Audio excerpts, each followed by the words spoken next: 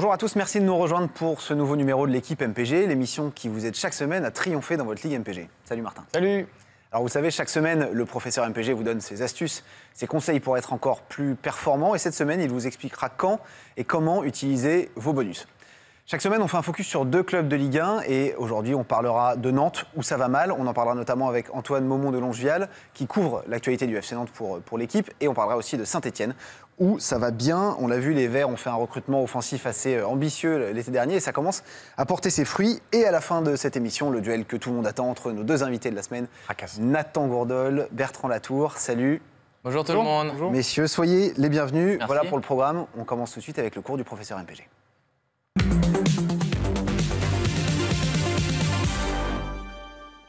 Martin, cette semaine, on va expliquer comment utiliser ces bonus MPG. Oui, c'est une question qui revient souvent. Quand est-ce que je mets mes bonus? Quand est-ce que je peux bien les utiliser? Il y en a 7 bonus dans le jeu qu'on peut avoir. On peut en mettre un maximum par match, sinon c'est de la triche. Et des fois, ça ne sert à rien. Des fois, ça change tout le match. On va commencer par le plus beau, le plus tendancieux. C'est la valise à nanar, celle qui corrompt l'adversaire et qui enlève un but à l'adversaire. Celle-là, il faut la mettre que face à son meilleur ennemi ou quand vraiment tu en as besoin dans ta saison. C'est la plus importante. Ensuite, tu as le tonton Pat. Tonton Pat, il s'énerve, il vient un high kick à tous les remplaçants adverses. Et qu'est-ce qui se passe? Impossible de rentrer. Donc celui-là, il faut le mettre quand vraiment l'adversaire a un gros banc et qui peut faire plein de remplaçants tactiques. Ensuite, tu as tous les bonus qui mettent des points pour toi ou contre l'adversaire, comme Suarez qui enlève un point au goal, comme Zaya qui égaye tout le monde et qui met 0,5 à tout le monde, ou encore comme Red Bull qui met 1 point à un attaquant de ton choix. Pour cela, il faut plutôt les mettre à domicile pour marquer plus de buts MPG. Et puis enfin, il y a le miroir. Celui-là, c'est celui qui enlève le bonus de l'adversaire. Donc il faut le mettre contre votre meilleur ennemi parce que vous allez lui choper son bonus. Et enfin, il y a le chaperon rouge. On l'a vu la semaine dernière. C'est celui un peu pour les joueurs, pour les mecs un peu fous qui peuvent faire roulette russe. Donc voilà, il n'y a pas un bonus qui marche à chaque fois. Ça dépend de chaque match. Mais en tout cas, il y a des tendances qui se dégagent. Voilà. J'espère que vous avez été bien attentifs. Pas mal de bonnes infos là-dedans. Allez, c'est l'heure du premier focus.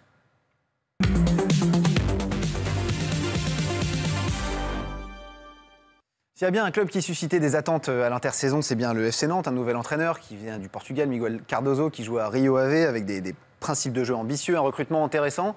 Mais pour le moment, ça ne prend pas du tout, ça ne marche pas, les résultats sont extrêmement décevants. Bertrand, on va commencer avec toi. Cardoso, il a du mal à mettre son équipe en place. Du coup, il fait jouer certaines recrues, mais après il les sort du 11, il les remet sur le banc, il les fait pas toutes jouer. Bref, c'est un peu difficile de s'y retrouver. Du coup, c'est compliqué d'acheter des joueurs de Nantes à MPG. Ouais, c'est propre aux équipes qui sont en difficulté, c'est-à-dire que l'entraîneur tâtonne, il n'y a pas de résultat, donc un coup on essaie des joueurs, ça ne fonctionne pas, on essaie d'autres. Après, il y a quand même des joueurs sur lesquels Nantes a investi beaucoup. Effectivement, il y a Limbombe, il y a également des joueurs comme Bosquilla qui n'a pas beaucoup joué. Je pense que Bosquilla, ça peut faire partie des joueurs qui à Nantes sont au-dessus du lot, à mon sens, et qui, on l'a vu sur ses entrées, est intéressant. Et que Cardoso soit encore l'entraîneur de Nantes ou non dans les semaines à venir, ce qui est loin d'être certain, je pense que Bosquilla va s'imposer comme un titulaire indiscutable. Et si on devait ressortir un joueur, je trouve que Bosquilla, ça peut être beaucoup, parce qu'il est capable d'être dernier passeur, capable de marquer des buts, il tire bien les coups de pied arrêtés. Voilà, j'aime bien Bosquilla. Et Rongier, on en a parlé aussi, on a l'impression que Cardoso tâtonne avec lui. Alors, comme tu l'as dit Bertrand, on ne sait pas combien de temps Cardoso va rester l'entraîneur de Nantes, mais il l'a fait jouer en meneur de jeu, il l'a fait jouer en relayeur, on ne sait pas exactement où il va jouer. Nathan, est-ce que ça vaut le coup de l'acheter, Rongier? Rongier, je ne sais pas. Honnêtement, il a joué à différents postes, on l'a dit. Avec Bosquilla, s'il veut l'installer derrière l'attaquant, il risque de reculer. Le dernier match, il l'a joué dans une position plus reculée. On sait qu'il a une bonne frappe, on sait qu'il peut marquer. Après, est-ce que investir sur Rongier en ce moment, vu la situation de Nantes, c'est le bon moment? Je ne suis pas sûr. Antoine, je crois qu'on a retrouvé Antoine Maumont de Longevial. Antoine, tu nous entends? Je vous entends très bien. Salut Antoine, donc tu couvres le FC Nantes pour l'équipe. Merci d'être avec nous. Donc on l'a dit, les recrues à Nantes ne sont pas vraiment installées. Cardoso tâtonne. Evangelista, par exemple, il était titulaire. Cette semaine, il est sorti du 11. Est-ce qu'il y a au moins une recrue qui s'est installée et qui risque de jouer dans les prochains matchs, ces prochaines semaines? Il y a plusieurs recrues en fait qui sont installés. Le 11 de Cardoso était très lisible. Il a fait 3 fois le même 11 jusqu'à la défaite à Lille, où là il y a eu, comme tout le monde sait, la sortie de Valdemarquita qui réclamait que les millions, qui voulait que les millions soient sur le terrain et plus sur le banc. Et donc il a changé beaucoup de joueurs. Il a titularisé pour la première fois Mbodji. Là c'est parce que Diego Carlos était suspendu, mais Diego Carlos va revenir contre Lyon. Il a titularisé pour la première fois Bosquilla en 10 et Limbombe. Bosquilla et Limbombe, ils sont arrivés assez tard et notamment Limbombe, ça faisait longtemps que les deux joueurs n'avaient pas joué. Donc, il était un peu à court de forme. Et après le match, après la défaite contre Nice, Cardozo s'est défendu en disant « J'ai mis ces joueurs pas parce que le président les voulait, mais parce qu'on avait une semaine à 3 matchs et donc il fallait faire tourner. » On peut en déduire qu'il va encore faire tourner, qu'il va peut-être revenir à certains préceptes de ses précédents 11, notamment peut-être Rongier en 10.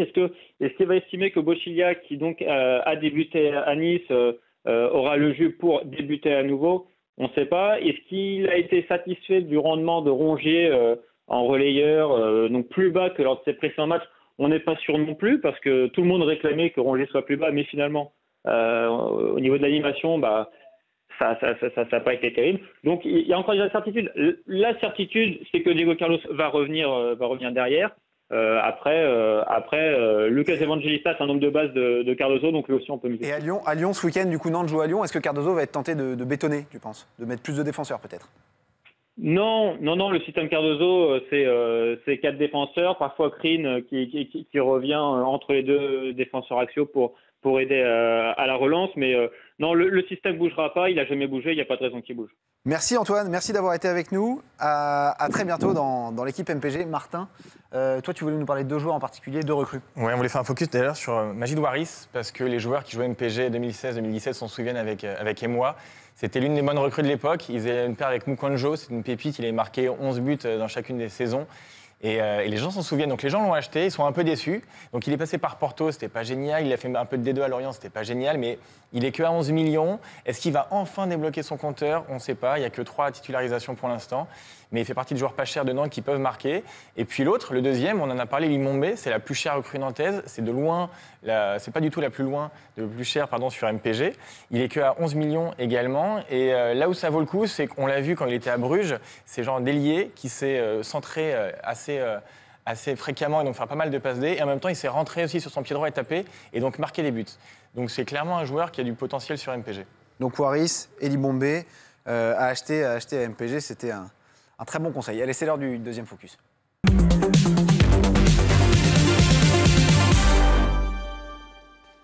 On va y arriver. La victoire à Toulouse de Saint-Etienne 3-2 cette semaine fait que les Verts sont en pleine progression au classement. On l'a vu l'été dernier, un recrutement offensif très ambitieux, des attaquants qui sont arrivés pour changer un peu le jeu de l'AS Saint-Etienne. Martin, il y a notamment Kazri qui est arrivé de Rennes, qui te fait toi une très bonne impression, évidemment. Kazri, c'est le milieu buteur, donc il coûte cher sur MPG. Il fait partie de ces mecs avec Thauvin, avec Saint-Maximin, qui s'arrache très cher. Il fait partie des 5 milieux les plus chers sur MPG. On sait que tous les clubs le voulaient. Saint-Etienne a cassé son salary cap pour l'avoir. Et pour l'instant, il a marqué ses 2 buts. Il tire les pénaltys, donc c'est vraiment une bonne recrue sur MPG. Et puis l'autre, le deuxième, Diony. Alors il y a 2 Diony. Il y a le Diony qu'on connaissait à Dijon, qui était très efficace, qui coûtait pas cher, qui était une pépite. Et puis le Diony qui l'année dernière, qui était un peu catastrophique, qui avait été prêté à Bristol, mais sans conviction. Et là, il est revenu. Un peu catastrophique. Un peu catastrophique. Mais là, il est revenu, il a fait une bonne prépa d'été. Il a encore marqué hier soir. Il avait fait un nombre de passes décisives pour Kazri aux premières journées. Donc il devient assez chaud. Et puis il est pas cher dans MPG. Donc il va être assez cher la semaine prochaine et le mois d'octobre. Voilà. Bertrand, Diony? Oui, non? Non, je pense qu'il a eu une adaptation difficile à Saint-Etienne parce qu'il y avait le poids du plus gros transfert de l'AS Saint-Etienne, le salaire qui va avec, le fait d'être plus surveillé par les défenseurs. Saint-Etienne, c'est un club plus difficile à apprivoiser que Dijon. Il s'est complètement planté la saison dernière. Cette année, effectivement, je pense qu'il fait partie des attaquants qui va mettre entre 10 et 15. Parce que Berich ne va pas le gêner, Berich. Voilà, je pense qu'il mettra au moins 10 buts en Ligue 1 cette saison. Donc forcément, au prix qu'est le sien, c'est plutôt rentable, évidemment. C'est pas la garantie d'un Cavani, mais attaquant de complément, c'est pas mal. Ouais. Nathan, il y a quelqu'un à Saint-Etienne, il y a plusieurs attaquants que tu recommandes d'acheter? Moi, je ne vais pas être original, mais Kazri. Kazri, c'est la valeur sûre. Mais en milieu offensif, tu vois, un petit Salibur. Non? Ah, c'est Kazri. Kazri à chaque fois. Cabella, c'est bien. Cabella aussi. Moi, j'aime bien Cabella. Hier, Salibur. Cabella, c'est plus inconstant. Alors que Kazri, en plus, il prend les pénaux, c'est la valeur sûre.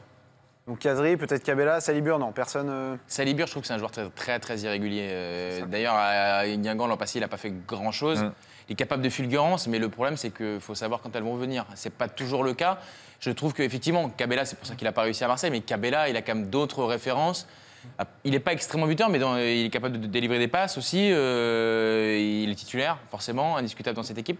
Donc moi, je trouve que c'est pas mal. Mais après, c'est que pour le coup, Kazri fait l'unanimité, parce qu'en plus, il est considéré comme un milieu de terrain. Il marque des buts, il tire les coups de pied arrêtés, il fait tout. Il fait même la vaisselle en rentrant. Donc, après, dans les pépites, on peut tenter Nordin aussi.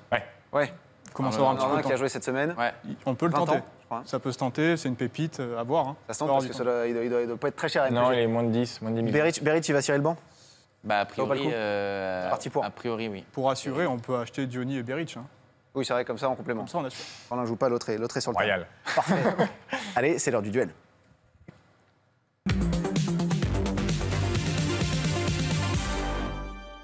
Alors Bertrand, Nathan, vous connaissez le principe, 45 secondes chacun pour choisir entre deux gardiens, deux milieux et deux attaquants à acheter à MPG. Entre les gardiens, Stéphane Ruffier et Anthony Lopez. Au milieu, entre Yuri Tillmans et Florent Mollet. Et en attaque, entre Samuel Kalou et Marcus Thuram. Nathan, c'est parti.